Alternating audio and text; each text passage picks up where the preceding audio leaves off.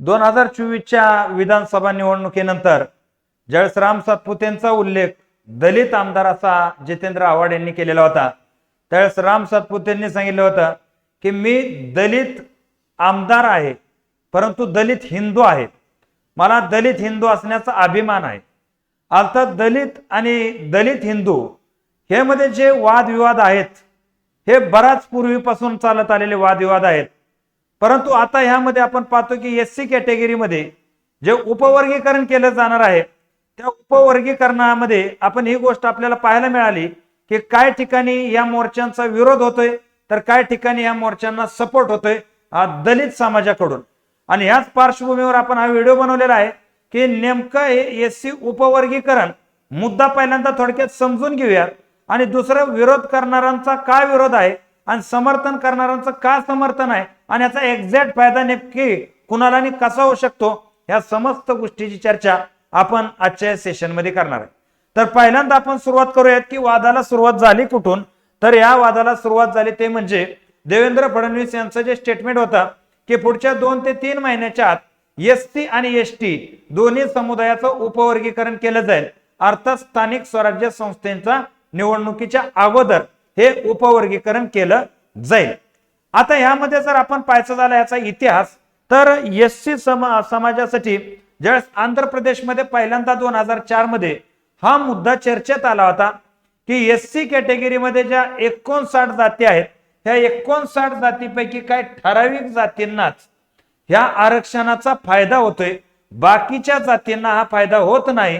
त्याच्यामुळं ह्या आरक्षणामध्ये जो काय वाटा आहे एससी प्रवर्गाचा, जसं की 13% वाटा आहे एससी प्रवर्गाचा, तर प्रत्येक जातीला ह्यातला कोटा ठरवून द्या असं या ठिकाणी जे एन चेन्नैया विरुद्ध आंध्र प्रदेश सरकार ह्यामध्ये केस होती. परंतु यावेळेस आपण पाहतो की सर्वोच्च न्यायालयानं असा निकाल दिला की एससी हा एकच गट आहे, जाती जातीमध्ये त्याचं विभाजन करता येणार नाही आणि त्याच्यामुळे जे आरक्षण आहे ते एकच आहे, वेगळं असणार नाही. का तर आरक्षण हे क्लासला असतं, कास्टला नसतं असं कुणाचं म्हणणं आलं की या खटल्याचं म्हणणं आलं.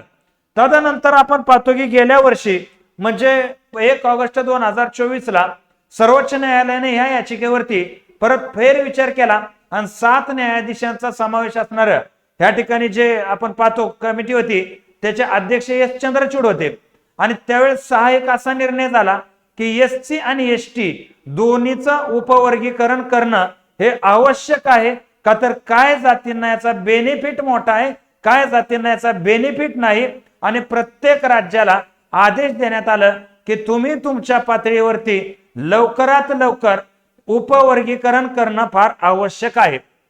तदनंतर महाराष्ट्र सरकारनं आपल्याला माहित आहे की 15 ऑक्टोबर 2024 ला उपवर्गीकरणाच्या संदर्भात समितीची स्थापना केली.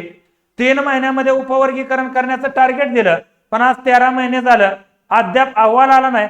परंतु आता देवेंद्र फडणवीस यांचं मत आहे की लवकरात लवकर हा जो अहवाल आहे हा अहवाल येणार आहे आणि त्याच्यामुळे उपवर्गीकरण 2 ते 3 महिन्यात होणार आहे. आता हे जे उपवर्गीकरण कमिटी आहे ह्या कमिटीसाठी जो महत्वाचा डेटा आहे तो महत्वाचा डेटा काय बघा, बार्टी जी संस्था आहे पुण्याची त्या संस्थेचं असं निरीक्षण आहे की एकूण महाराष्ट्राच्या लोकसंख्येमध्ये एससी कॅटेगरीची लोकसंख्या 11.45% आहे आणि आरक्षण 13% आहे. आरक्षण किती टक्के आहे? 13% आरक्षण आहे आणि एकूण लोकसंख्या 11.45 आहे. ह्यामध्ये जे आपण जात म्हणतो महार जात 62.2, अर्थात ह्यामध्ये नवबौद्ध महार ही एकच जात पकडलेली आहे 62.2%. त्यानंतर मातंग आहे 19.2%, अर्थात मांग जात आपण म्हणतो. त्यानंतर आहे सांभार 10.9%. टोटल या 3 जाती मिळून झाल्या 92% आणि उर्वरित जाती ह्या राहिल्या 8% आता हे कुणाचं निरीक्षण आहे? बार्टी या संस्थेचं निरीक्षण आहे की अशा प्रकारे ह्या एससी समुदायाच्या आरक्षणामध्ये हा प्रमुख मुद्दा आहे. मग आता ह्या मुद्द्यामध्ये बहुतांश असं मत आहे की असं म्हणणं आहे की हे वर्गीकरण करून ह्यामध्ये जो बेनिफिट वर्ग जास्त घेतोय.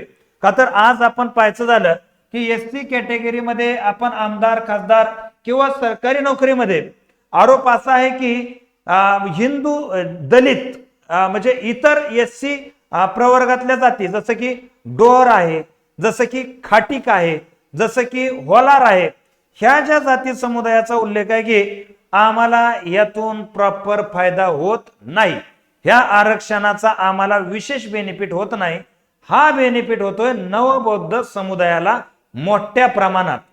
आणि म्हणून जसं ओबीसी मध्ये नॉन क्रिमिलेअरची अट आहे, ही अट एक वेळेस इथं टाकली जाऊ शकते. जसं की ओबीसी मध्ये आहे बघा, 8 लाखाच्या वर जर उत्पन्न असेल तर ओबीसीचे बेनिफिट त्या समुदायाला मिळत नाहीत, त्या घराला त्या व्यक्तीला मिळत नाहीत. किंवा एखाद्याचे वडील गट गट ब मध्ये नोकरी करत असेल तरी त्याच्या मुलाबाळांना ओबीसीचे बेनिफिट मिळत नाहीत, का तर क्रिमिलेअर गटामध्ये ते येत नाहीत, म्हणजे अधिक उत्पन्न आहे असं. तर या वर्गीकरणामध्ये अधिक उत्पन्न ही एक अट टाकली जाऊ शकते. आणि या अटीच्या अंतर्गत अ ब क आणि ड असं वर्गीकरण होऊ शकतं. म्हणजे कसं 59च्या 59 जातीला कोटा ठरवला जाऊ शकत नसतो. जसं की 13% आरक्षण आहे आणि 59 जाती आहेत, मग असं म्हणायचं काय की बाबा आता डोर जात कमी आहे मग 0.1% वर्गीकरणामध्ये द्या, असं नाही. तर अ गटात जाती कोणत्या, ब गटात जाती कोणत्या, क गटात जाती कोणत्या आणि ड गटात जाती कोणत्या, आणि मग त्यांचा कोटा, अ गटाला एवढा कोटा, ब ला एवढा, क ला एवढा, आणि त्यामध्ये पण काय नॉन क्रिमिलेअर अट म्हणजे उत्पन्नाची अट टाकून असं हे वर्गीकरण होण्याची शक्यता आहे. आता ह्या वर्गीकरणाच्या संदर्भात महत्वाचं म्हणजे 2 गट इथं पडलेले पाहायला मिळतात. जसं की आता आपण जिल्ह्यात समर्थनार्थ मोर्चे पाहतो, ह्या मोर्चाचं नेतृत्व गणपत विसे यांच्याकडे आहे. आणि आपण पाहतो की विरोध मोर्चे नाही परंतु विरोधात मत हे अनंतराज आंबेडकर यांनी मांडलेलं आहे. आता समर्थनार्थ जे आहे की उपवर्गीकरण झालंच पाहिजे हे मांडणाऱ्या लोकांचं पहिलं मत असं आहे की एसटीचं राजकीय कोटा स्थानिक स्वराज्य संस्थेचा असो, आमदारकीचा असो किंवा खासदारकीचा असो, हा सर्वात जास्त महार समुदाय अर्थात नवबौद्धांकडे आहे आणि त्याच्यामुळे राजकीयला आम्ही मार खातो. दुसरा आरोप असा आहे की यामध्ये जो महत्वाचा शैक्षणिक विषय आहे तर शैक्षणिक विषयात पण संख्या जास्त असल्यामुळं या ठिकाणी समजा 10 पोरं आहेत आणि आपण पाहतो 5% आरक्षण आहे, पण 10 मध्ये 6 जण या ठिकाणी आपण पाहतो की नवबौद्ध आहेत आणि 4 जण इतर आहेत. तर या ठिकाणी 6 मधले ते नवबौद्ध मध्ये 3 सिलेक्ट झाले किंवा 4 झाले तर इतर 4 मधले 2, म्हणजे जास्तीत जास्त कसं जरी केलं तर ज्या समुदायाची लोकसंख्या जास्त आहे तो बेनिफिट जास्त घेतो, असं कुणाचं मत आहे, गणपतराव बिसे किंवा समर्थनार्थ मोर्चे. त्याच्यामुळं उपवर्गीकरण घडलंच पाहिजे असं त्यांचं मत आहे. आता अनंतराज आंबेडकरांचं म्हणणं काय आहे की डॉक्टर बाबासाहेब आंबेडकरांनी ज्यावेळेस आरक्षण वगैरे डिक्लेअर करण्यात आलेलं होतं त्यावेळेस नॉन क्रिमिलेअर वगैरे अशी अट काय टाकलेली नव्हती.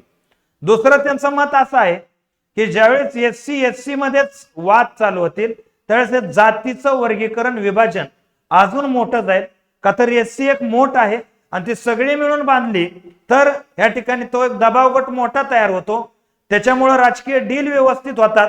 त्याच्यामुळे आपण पाहतो की एससी ला हक्क मागण्या करायचा अधिकार आहे तो मोठ्या प्रमाणात प्राप्त होईल. आणि जर इथं ही फूट पडली तर मग मात्र कार्यक्रम अवघड होऊ शकतो. आता या सगळ्यामध्ये महत्वाचा बेनिफिट कुणाला असू शकतो तर उपवर्गीकरणातील एकदम म्हणजे कमी लोकसंख्या आहे अशा जाती वर्गाला याचा बेनिफिट होऊ शकतो. लॉस कुणाला होऊ शकतो तर जी संख्या जास्त आहे त्यांना हा लॉस होऊ शकतो. आणि याच्यामध्ये ह्याचं दुखणं आताच का आलं असेल तर ह्याचं दुखणं आताच येण्याचं प्रमुख कारण म्हणजे राजकारण. राजकारण म्हणजे काय असतं की आपण पाहतो की प्रकाश आंबेडकर हे सध्या आपण वंचित अर्थात एससी गटाचे प्रमुख नेते म्हणून ओळखले जातात. आता यामध्ये एसटी मध्ये जर 2 गट पडले, एक हिंदू दलित, तर हा गट आरामात कॅप्चर करता येऊ शकतो स्थानिक स्वराज्य संस्थेमध्ये भाजपला. आणि जो एससी नवबौद्ध आहे प्युअर दलित गट आपण म्हणतो की हिंदू धर्मापासून थोडीशी फारकत घेतलेला, त्या गटाचं समर्थन काही केलं तर भाजप कसंच प्राप्त करू शकत नाही, हेही भाजपनं स्वतःचं लिमिटेशन ओळखलेलं आहे. म्हणून कोर्टाचा निकाल ही विधानसभेच्या अगोदर आला आणि आता आरक्षण समितीचं उपवर्गीकरण समितीचं या ठिकाणी रचना पण आणि अहवाल पण आणि लागू करणं सुद्धा स्थानिक स्वराज्य संस्थेच्या अगोदर आलं. तर असा हा पूर्ण मुद्दा आहे. लक्षात आला असेल तर या ठिकाणी नक्कीच भरपूर लोकांपर्यंत पोहोचवा. या ठिकाणी मी थांबतो. जय हिंद, जय महाराष्ट्र.